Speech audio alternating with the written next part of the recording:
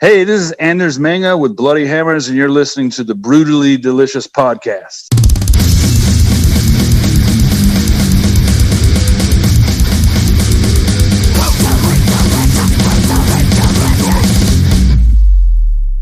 You know, with the record coming out, and I guess you were writing it during the pandemic, was it a lot easier, or do you think it was a lot easier because you're a husband and wife duo to write that record because you would have had separation otherwise from band members and stuff, right? Yeah, we don't have a band. It's pretty much my namesake, and then my wife helps me and plays bass and some keys and stuff. But every record has been recorded in my house. Oh, really? Yeah, so we don't have to go anywhere anyway, so that's good. And all the videos are made in my basement. I know like they're, cheap kind of shitty videos, but hey. You do all the mixing and mastering and stuff yourself too? Everything in my house. I didn't master it. I usually send that off because mastering drives me crazy because it's never, you know what I mean? I can never. Oh, yeah. Be satisfied with it. Like it's just right. I just rather just send it to somebody and just surrender. Music's never finished. It's just surrender. Yeah, I 100% agree, because you'll always, if you hang on to it, you always find something. I think any creative process is like that, right? I do a lot of writing and all that kind of stuff. You never want to give it up. You can always say, I could add another sentence here, or I could add another riff there, or right? I mean, it's all the same thing. Yeah, at some point you just like, I just gotta let it go. Right. And that's why I was asking if, after you've had a chance to sit on it now, if you were still, satisfied with it, because sometimes, I really like it. I had a lot of fun doing it. It was a really good time. And, past records, people have called us kind of a gothic metal band or a doom metal band. But this one, I was going for, I didn't, so much doom in the world. I really wasn't feeling doomy. No, I was going for more fun, I guess on this one. Try to do the opposite of what was actually happening in the world. And I think that's probably gonna fall in your favor because you're 100% right. People are tired of gloom and doom. And while metal is cathartic, it's kind of cool to get away from it as well. And I guess Napalm is calling it kind of like punk sock hop kind of music. And I mean, I would agree. And I think that's so much different and needed. Yeah, I do too. That's just the mood I was in. I was just inspired to kind of go that way. I started thinking, when all this started happening, I lived in New York a little bit, like early 2000s. Mm-hmm. And I'm not a New Yorker or anything, but I got enough of the spirit. You know what I mean? I lived there long enough to kind of feel the spirit of the city. And right. And whenever everything was happening in New York and the death tolls were going up, I was just thinking about, Jesus Christ, such an awesome place. And nobody knew what was going on and how bad it was going to get. And I started thinking about my favorite bands from there, like Ramones and Dead Boys and obviously the Misfits. And right. Just like with more Jersey, but still kind of in that New York vibe. Yeah.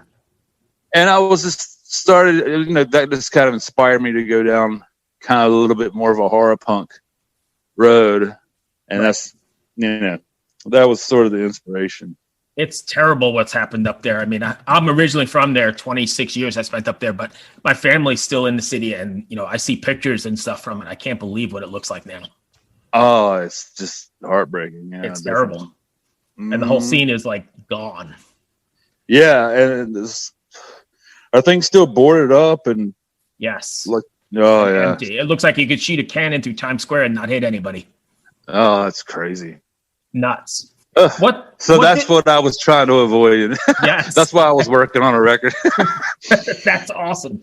But what's it like trying to promote a record or, get this record out to the people in a pandemic? Because obviously there's no touring or shows. Yeah, it's been, it is difficult, especially with all this Trump shit and him, just taking up so much.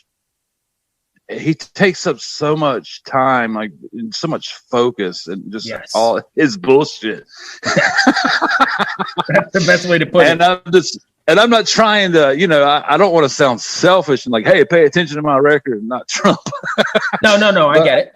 You know what I mean? Like, but he just takes up so much fucking space. It's all consuming. And I just cannot wait for this motherfucker to be gone. Like, since I was a kid, I come up in the 80s. I remember this motherfucker on, can I curse? Oh, yeah, absolutely. Curse away. I remember this motherfucker since I was a kid on fucking, when you're checking out at the supermarket and there's the magazines, the Inquirer, and the Trump this and Trump that and Trump fucking Trump. My whole life, Trump. Right. And I just can't. I'm just over the.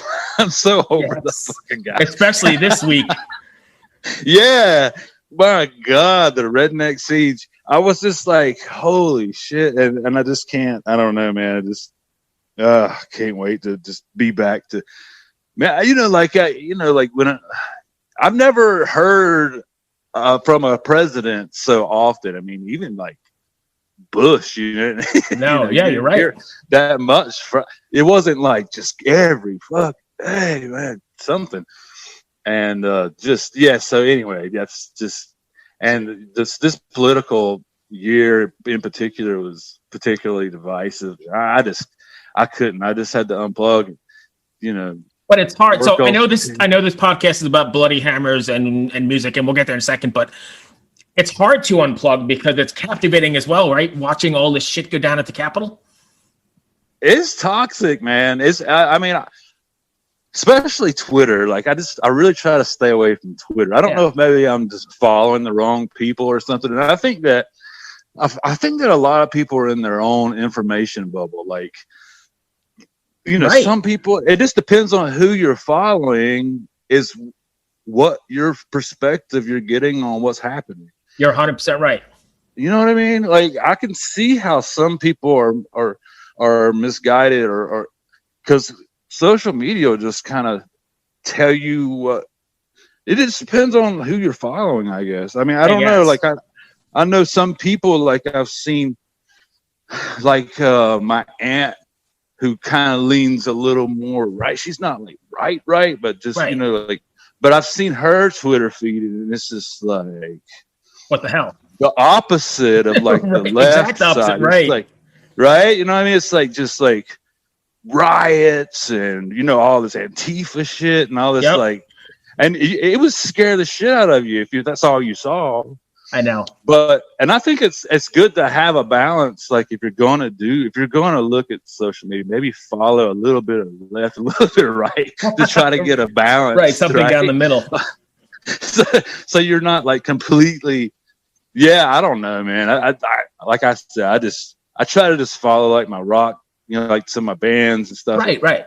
In the end though, hopefully music is the great connector anyway, I think. And maybe this record will connect everybody, or at least give people the chance to unwind and come together over something. I hope so. Yeah, I definitely hope so. And go ahead. But music, it seems to be like I know that I've seen some articles about how talk is really up. Like people are really like music's down a little bit. Like talk is up. Like Joe Rogan's killing it and all the podcasters, like they're kind of the new rock stars in a way, or like YouTubers, and so people just want to connect and people want to hear people speak and people want to look at, I don't know, when I will just watch YouTube and because they're not around people, so I don't know. Isolation's going to drive everybody crazy. And I think that's it's a good move for you to be in this space to. We play around. I've got this and I've got a couple other things we do. And you're right. People seem to, in this time anyway, the numbers go up because people are, looking for something to do rather than the reruns of Law and Order or some shit on TV. Right. Yeah, exactly. So I'm just looking at this, at the bio here. Are you really in Transylvania, North Carolina? Yeah. Transylvania County. That's, I think Cashers is actually in Transylvania County. Is it really? Yeah. So I've been there and never even knew that. Yeah. So that's where I live. So I know this is probably a stupid question, but you didn't move there for that reason, right? Because it's too ironic. It's perfect, right? We had my choice of Batcave, North Carolina. Batcave, North Carolina is just like right down the street. And I was like, Batcave, yeah.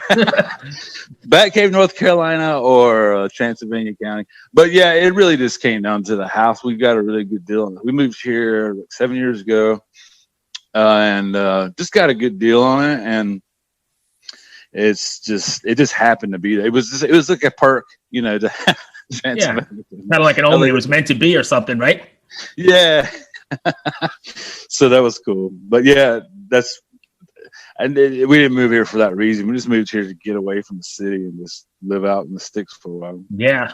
I'm just right outside of Richmond, but in the sticks. I mean, it's 15 minutes, but it's almost a whole different world, you know, with farms. And I've got chickens and all the other shit out here. And it's great because I could be in the city if I want to be, or, you know, just sit in my backyard and feed the chickens and don't hear anything. So it's nice. Yeah, exactly. Yeah. I'm just equal distance, like from Atlanta's not that far, and Charlotte's not that far, right. And Nashville's not that far. It's kind of cool. Knoxville.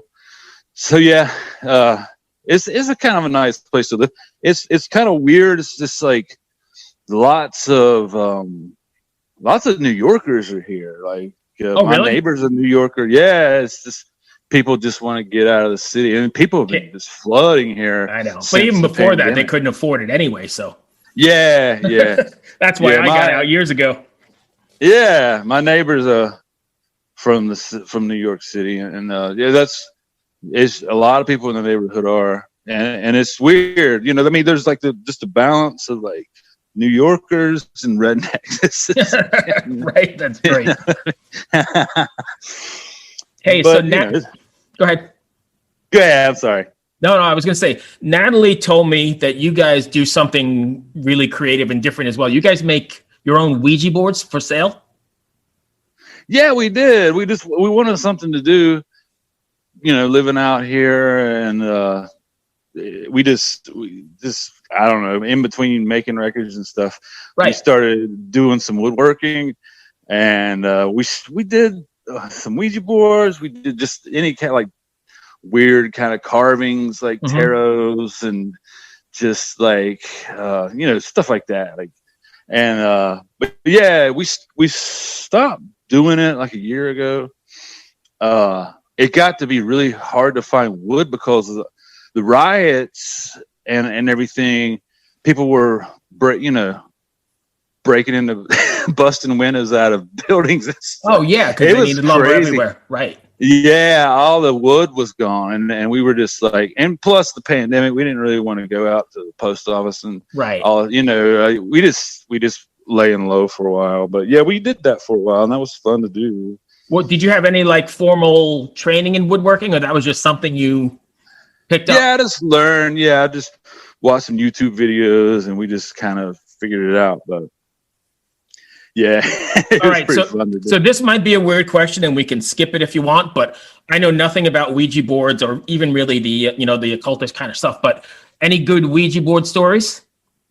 Do you use them yourself? Yeah, I don't know. I don't. It was, you know, I just like the art of the idea of witchcraft, and you know, I don't actually, you know, I don't practice it or even really believe in it. I don't knock anybody who does, but I just find the pop culture, I guess, of witchcraft and Satanism and stuff like that fun. Right.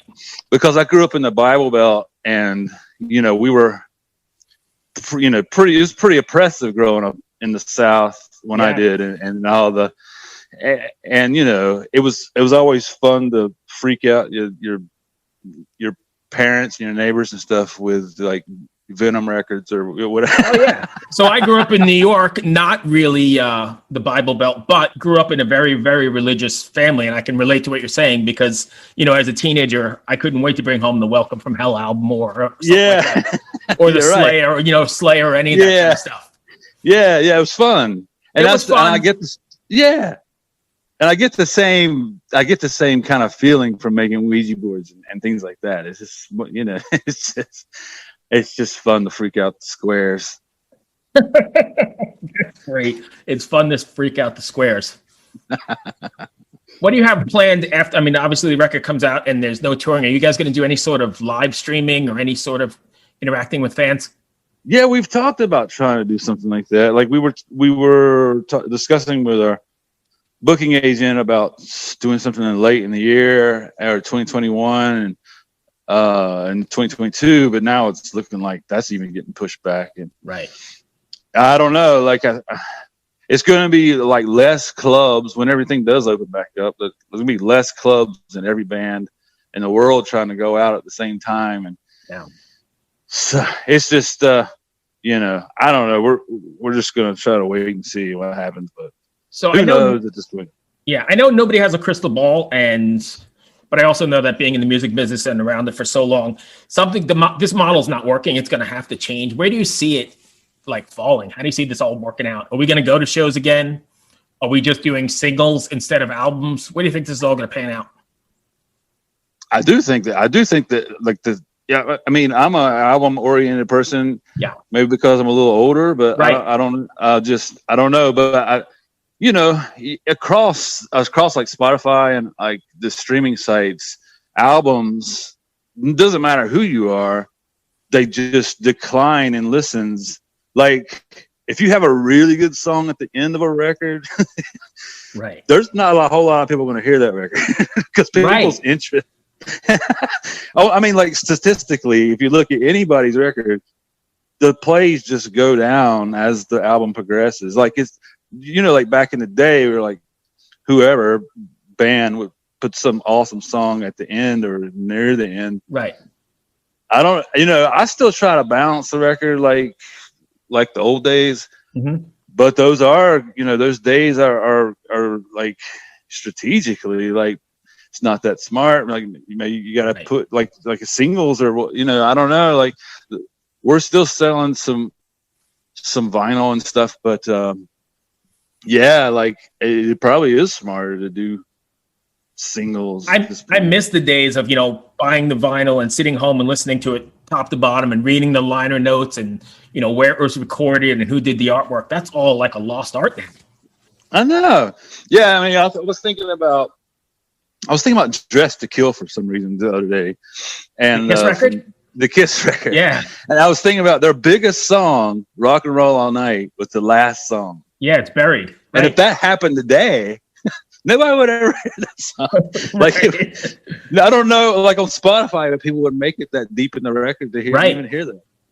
So the sequence of that record would look different now. They would probably put it at the front. That's the whole thing too. There was a whole art of sequencing records, right? Yeah. Now everybody's just, give me the one song. I've got the attention span of a fly and I want one song and move on. And yeah. And they just know make where it's the all going to go. Yeah. They just grab whatever the single is or, and make playlists. And so to be fair, we made playlists too back in the day, right? I mean, you made mixtapes, right? Oh yeah, definitely. Right. So I guess that's sort of a playlist of something. Yeah, sure. Yeah, absolutely. But we still had to have the record.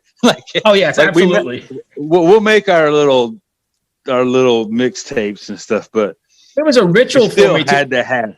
But it was a ritual for me to go to the record store, on a Tuesday with my paper route money and buy a record and then spend the whole evening, going through it. Yeah, absolutely.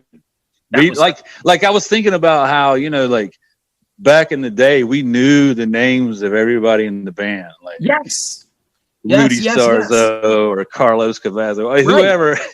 we knew these guys. Like nowadays, nobody knows who the fuck guitar player is for whatever new band. If you turn on the radio, nobody even knows who the singers are half the time. Yeah, they don't even. It's like, oh yeah, no idea. No, nobody knows. I mean, even I don't like some like this. I'm looking at a Powerwolf record. Like right now, I like Powerwolf. Yeah, but I don't know the singer's name. Like I don't. It's just not like that anymore. Like, right. And the band, like newer bands, just don't get coverage like the old days when we would, Yeah, I'm just curious how it's all going to pan out because it's got to reinvent itself somewhere. Yeah, I know, and I just like I see like the news sites, and I'm not bitter because we don't get coverage constantly. It's not coming from that way. I just think about how like most of the bands like I see getting major coverage all the time, day after day after day, or like in their 60s. Yeah. You know, and it's just like, guys, you probably need to nurture some of the younger bands so you'll have something to talk about in 10 Otherwise, years. there'll be nothing left, right? Right.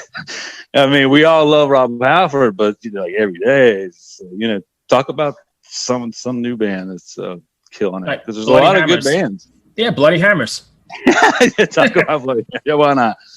But I'm even older. You know, like it took me a while to even. You know, we were like back when we were kids.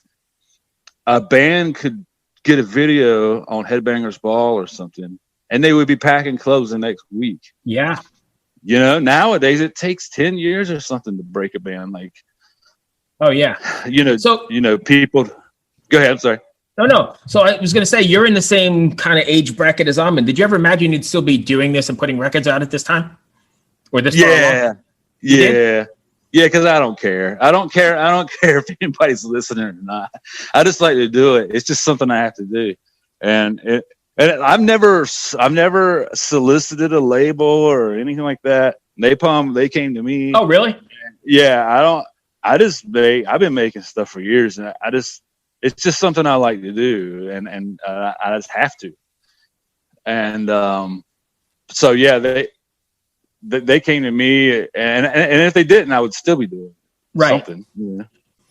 I'm in the same boat as you. I'm still doing the same shit. I'm still doing these podcasts, whether nobody listens or not. And but sometimes I sit back and wonder. I'm like, you know, maybe I should be doing normal stuff. Like, does that make sense? Yeah, I don't think that you're in the way. Like, I don't think that either of us is in the way, because there's so much space now. Like that back in the day, there was only so much airtime on MTV or magazines that were on those newsstand, but now like it's just infinite amount of space on the internet for just anybody, like to find whatever they want to listen to. And I don't know, I think now you're competing against a shitload more stuff, but there's still enough space, and there's always going to be somebody who stumbles. And I wasn't trying to insult you at all. I'm just saying we're sort of in the same boat. I'm doing, you know, my own creative things, pushing 55, and I often wonder, I'm like, it's kind of weird. I wonder what my kids think, you know? Mm-hmm. Yeah. I understand. Like, no, I think that, sometimes I think, I'm in my 40s, but I think that like sometimes like I feel, I don't know how to say this. Like I used to, when I was younger, kind of be involved and go out to like goth nights and stuff like that, like the goth scene. And I remember like everybody was in my same age range, like back then. It was like new. And it's like kids now, they don't, you got to go kind of extreme or something really weird to do something original now. Like, or just rehash kind of old stuff and just make new good songs. People always want good songs no matter what. But yeah, I just think about like how the age, like if you went to like a random like goth night or night now, you're gonna have people anywhere from their 20s to 60, like late 50s, like and it's kind of weird. Like they don't have something of their own that's not been around forever, like punk, and everything's been around for so long. And you got all these older looky-loo people who are around. I can't imagine like thinking back to my day when I was a kid and goth club or punk club, wherever, and there would be a bunch of like older people, like like a grandpa like me comes walking in in my leather pants or my spandex pants, right? Exactly. Like there was nobody, you know, like when I was younger, there was nobody older who liked the music I liked. You know, it was all those people were like Frank Sinatra, you know, Beatles or whatever, you know, whatever. They didn't like what I like. So, but now, you